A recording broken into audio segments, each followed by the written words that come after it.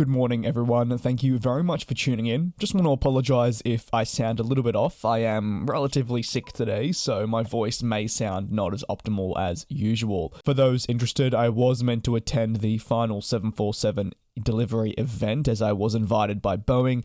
However, after dealing with 3 cancellations, missed flights, delayed connections, and snowstorms, unfortunately I did miss it, and I'm now back home in Australia after what could only be described as 3 days worth of travelling that were absolute hell. Now, on to today's topic at hand.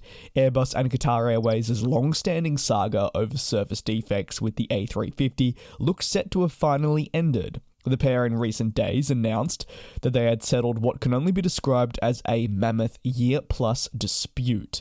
Per the agreement, Airbus will resume aircraft deliveries to the Doha-based airline. The news that the manufacturer and the airline had reached an agreement does come as a bit of a shock, with it being seemingly so rapid.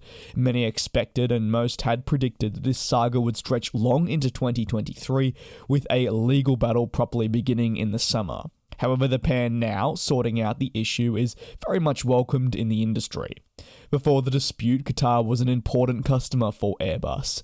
However, with surface defects emerging and Airbus believing Qatar was crossing a line, that relationship fractured. At the same time, the A350 was front and center. But ultimately, other aircraft were also involved. They basically got dragged in. As a result of the service defects and Qatar's immediate response to this, Airbus terminated a contract for the A321 family of aircraft that Qatar had. Those orders now have reportedly been reinstated. The A321 order is interesting in itself. During the height of the saga, Qatar Airways moved to the 737 MAX once more. This, though, wasn't the first time that they'd placed commitments for this aircraft. However, with their A321 order reinstated, question marks will arrive over which way the plane maker will go, and if potentially they may look to leverage their position with Boeing and commitment to the MAX family for other aircraft that may be of a larger nature that would, say, help them with their growth and expansion plans. As part of the dispute coming to a close, Airbus will pay what is expected to be hundreds of millions of dollars.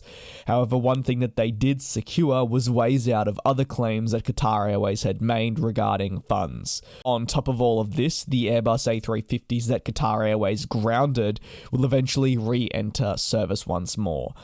Interestingly enough, the statement released by the pair does not place either company in the wrong. Instead, they'll be dropping all legal proceedings and moving forward once more as partners.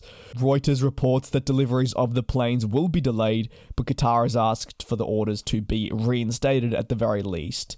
There are also reports that Airbus will need to repaint the aircraft or work ways around the surface defects that Qatar Airways have identified.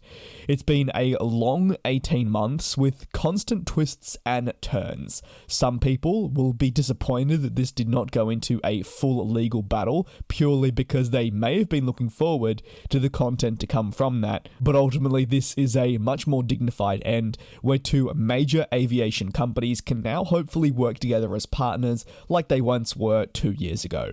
Thank you very much for watching this video. Like I said, I appreciate the support. Apologies again for my voice if it does sound a little bit off the pace, working to get better, and hopefully you'll notice a difference in the coming videos. Take care, be safe, and I will see you next time.